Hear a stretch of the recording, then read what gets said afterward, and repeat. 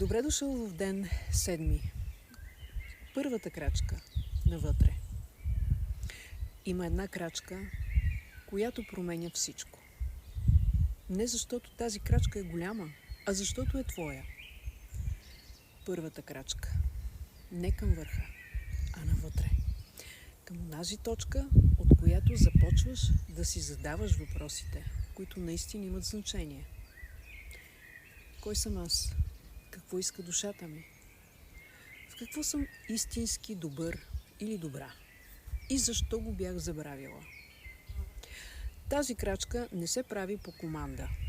Тя идва, когато старите обувки вече не стават.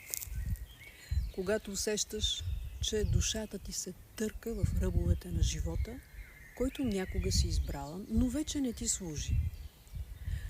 И тогава се появява покана. Някъде между мислите и екрана изниква нещо, което те кара да спреш и да се заслушаш, да последваш нишката. Точно така започна промяната и за една от участничките в програмата "Открий своята суперсила". Какво каза тя? Бях объркана.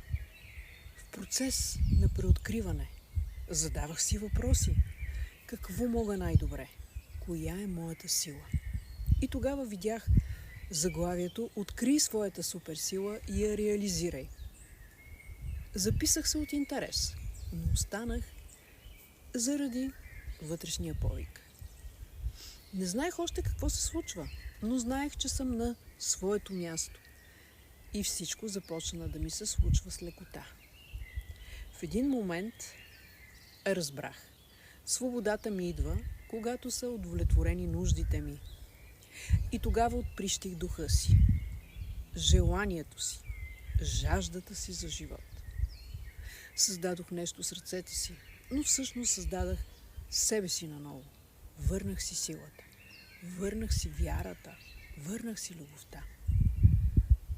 Ако срещна човек, на когото душата му е тясна в старите обувки, ще му кажа: тази програма е за теб.